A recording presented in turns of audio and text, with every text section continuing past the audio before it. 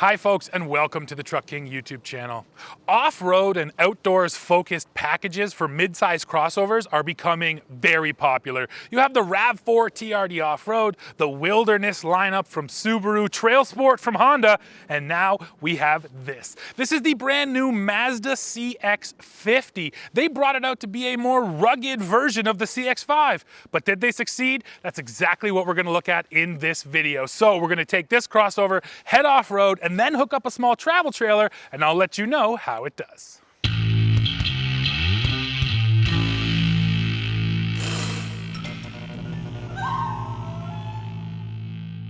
Let's start with the walk around, and we have to talk powertrain. So the base engine here in the CX-50, just like the CX-5, is a 2.5-liter inline 4-cylinder engine, naturally aspirated. It's making 187 horsepower and 186 pound-feet of torque, and it uses a 6-speed automatic. Step up and you're gonna get this. This is the Skyactiv G Turbo, and it is also a 2.5-liter inline 4-cylinder engine, but with premium fuel out of this power plant, you can expect 256 horsepower, 320 pound-feet of torque, and that is also sent through the same 6-speed automatic transmission, and for the first time, standard all-wheel drive, which is here on the 650 and has also come to the CX-5. So every one of these models you're gonna get will be all-wheel drive.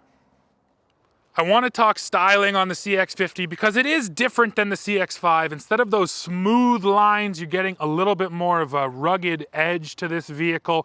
And now I can tell you, this doesn't share the platform with the CX-5. Essentially what you're looking at is a stretched out CX-30. And what Mazda kept telling us is that they wanted an emphasis on long and low, which, you know, the CX-5 is a little more tall and bubbly. This definitely is long and low. And then to emphasize that kind of off-road character, you do get those plastic fender flares there. This is the top of the line model, so we have 20-inch wheels. And overall, I do think it's a sharp looking package. A little nicer looking than a CX-5, a little more serious. The CX-5's a little more bubbly looking. But of course, that's all super subjective, so now please weigh in. What do you think of the styling here on the CX-50? I mentioned long and low. Well, let me show you where all that length went to. It's all back here in the storage area. So the CX-50 here is 5 inches longer than a CX-5, and that 5 inches is entirely in this storage floor right here. I'll put up the overall cubic feet, but yeah, just from a kind of a seat of the pants assessment, this is a big storage area in the back of the CX-50, and is definitely better suited for somebody who is kayaking or camping or hiking, rather than the rather small storage in the back of a CX-5. All right, let's talk about the back seat now. I said that all of the extra length within the cargo area, that's not totally true. The CX-50 has 0.2 inches more rear seat legroom than the CX-5. So sure, it's negligible, but let's see how I fit.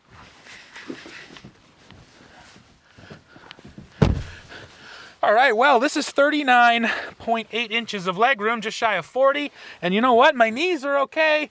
Sadly, my head is not. I stand at 6'2", and I do not have quite enough headroom. There is no adjustability to the seat either back here, which is becoming more common in these crossovers.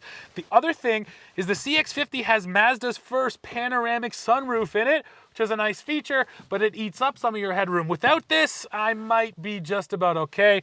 But like I said, the legroom is actually not too bad here for me.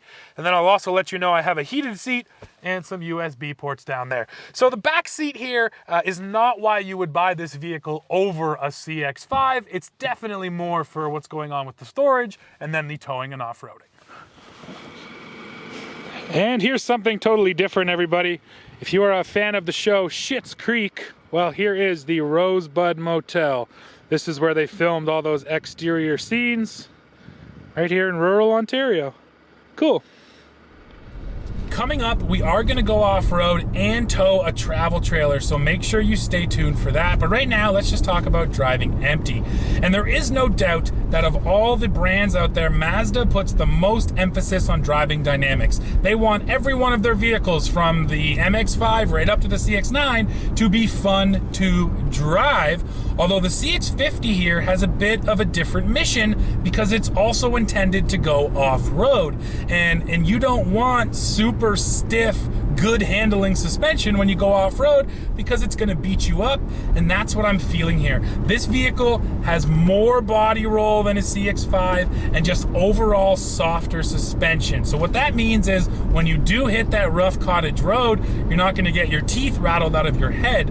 But what it also means is if you are looking for those peak driving dynamics, if that's really what you care about, how the crossover feels going around a corner, well, the CX-5 still does feel a little tighter and a little stiffer. So in the handling department, I'll still give it to the CX-5, but again, these two vehicles have, different usage cases, and they've been tuned to match those. Looking inside the CX-50 here, it feels executive and luxury to me. I like the stitching across the dash. We really have this long kind of horizontal layout here, and I do feel like it's premium. I do feel like this could compete with something more like a Lexus or an Acura rather than a Toyota or a Honda.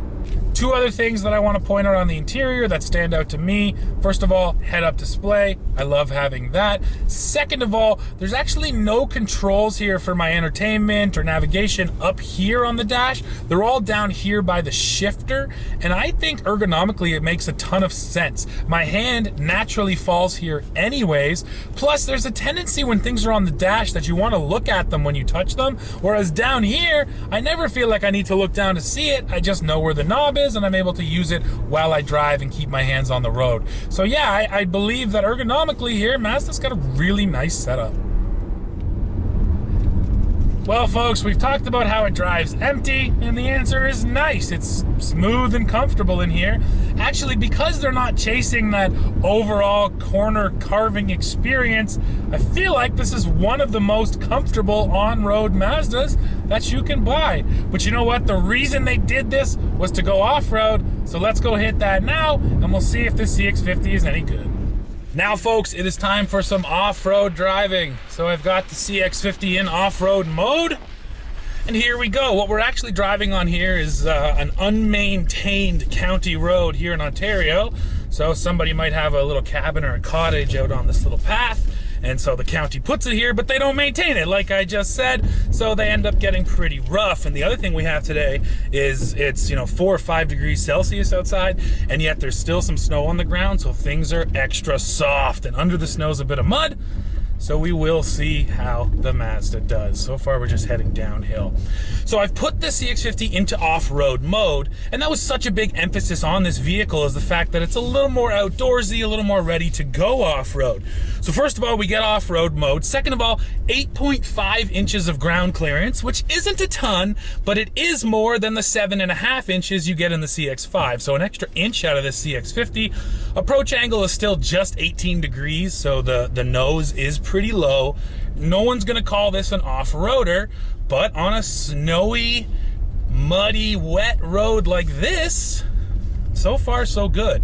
Now, when you go into off-road mode, it's going to split the power to all 4 wheels constantly. So this is a front-wheel drive based off-road system. Put it in off-road mode, and it's gonna keep that torque clutch, or the clutch pack, locked up to make sure the rears are always getting power. The other thing off-road mode is going to do is it's gonna try to maximize traction. This is really typical in most vehicles, but it will brake the wheel that is spinning to make sure you get traction to the other wheel. And what's interesting is Mazda actually, and this makes sense, they say that if the rear passenger is spinning, then there's a good chance the front driver is going to be spinning, because you have, your weight on the other 2 tires. So not only will it brake that wheel, it will preemptively brake the diagonal wheel to make sure you don't get any wheel slip, which is also pretty cool. And I mean, this is not a challenging course, but so far so good. So I've just come to a full stop here on this hill, and this is really interesting. Mazda says they have a bit of a hill start assist, but it's not just the typical system which holds the brakes. What Mazda does is when it senses the hill, it actually moves up to a high idle just above 1,000 RPM. So when I lift, the power's right there. that's an interesting take on a hill start assist rather than using the brake. Mazda always does things a little differently.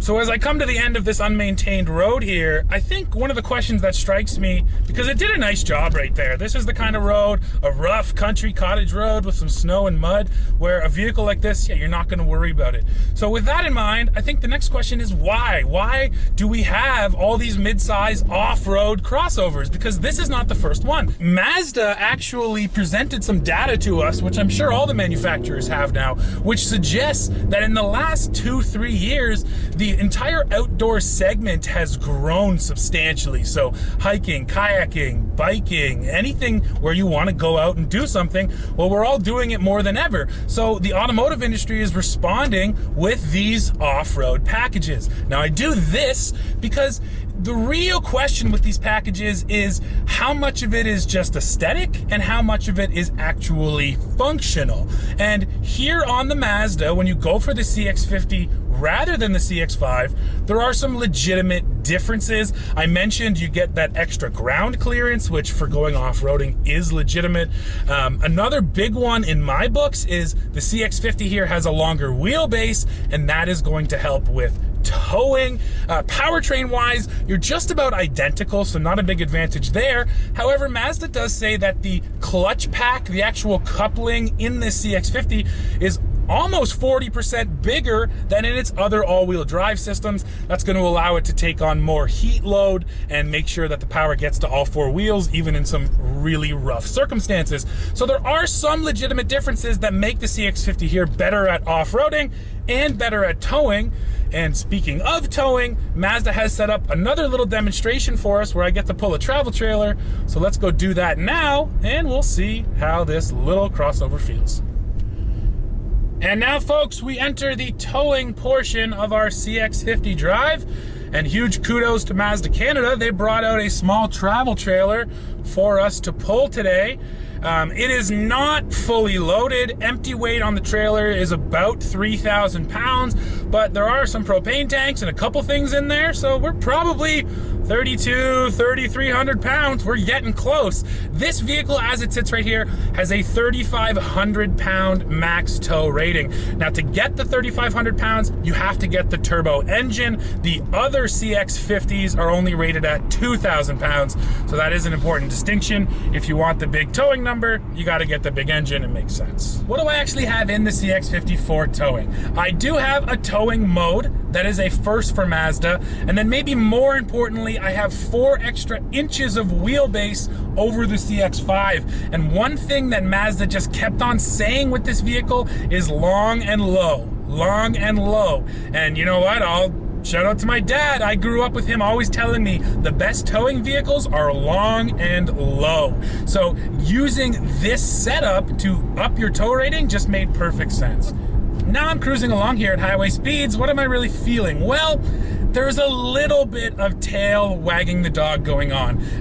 It's not pushing me around, but I can feel that trailer back there. There's a bit of that porpoising feeling going over bumps. The wheelbase helps to smooth that out, but I can still feel it. It's not a particularly windy day either, but I have just a little bit of sway. Now, this CX-50 does have sway control, and it will use the all-wheel drive system to help control that. The point there is it's controlling it well at highway speeds, but it's not the vehicle where you're just gonna forget it's back there like you can with some bigger trucks or SUVs. Now let's feel the power with the trailer on. I'm going from a dead stop, foot to the floor. Not bad. And there's 80 kilometers an hour. All right, that wasn't too bad. Again, considering this is basically a maximum load, it jumped up to speed in a totally acceptable amount of time. There is one other system here at work while towing, and it's GVC, that is G-Force Vectoring Control. Now, the idea behind GVC is right as you enter a corner, as the vehicle feels the steering input, it will actually back off of the throttle just for a second. The idea behind that is when you're accelerating, you're actually transferring weight to your rear wheels. And then when you're braking, you're transferring it back to your forward wheels. Well, with that little throttle blip, you actually transfer the weight back to the front wheels. So on initial turn in, you get just a little bit more bite because you have that weight going forward. Now, it works on an everyday Mazda pretty well, although I gotta admit, it's pretty hard to really feel what it's doing. But here with a trailer on, it actually accentuates the feeling, because once you have tongue weight back there, that is lifting weight off of your drive and steering wheels in the front. So with tow haul mode, Mazda actually takes the GVC and they turn it up even more. So when you enter into a corner, it's gonna help you get that initial bite. Now, once again, I'm not gonna say it's like handling like a sports car with the trailer on the back, but I will say that that thing back there is pretty much at max tongue weight for this vehicle, or max towing weight, and I don't feel like my front end is light. Going straight down the road, I am just going straight, and then going through a corner, it doesn't feel unpredictable, and it doesn't feel like I have to dial in, more steering because there's less weight on those wheels. So again, it is hard to really tell what is GVC and what isn't, but that's my takeaway, is that it's not feeling light out here on my steering wheels when I'm turning in. Overall, I gotta say I'm fairly impressed. It's doing the job well. I'm not stressed out. And like I said, maybe the biggest takeaway is how little I need to do in this steering wheel. I'm going up over bumps and divots and potholes, and the entire rig just tracks nice and straight.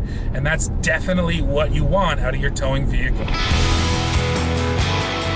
Well, folks, we have arrived at the end of this video. When I'm evaluating these mid-size crossover off-road packages, I'm always really trying to see what makes a legitimate difference and then what is just appearance, what is just for aesthetics. And here on the CX-50, I think it's got both. This thing looks better than a CX-5 in my opinion, and then hey, it's got more ground clearance and a better all-wheel drive system, so it's better off-road. It's got longer wheelbase and tow haul mode, so it's better with the trailer, and then it just straight up has more cargo space. So Mazda set out to make a more utilitarian CX-5, and with this CX-50, I think they've absolutely succeeded.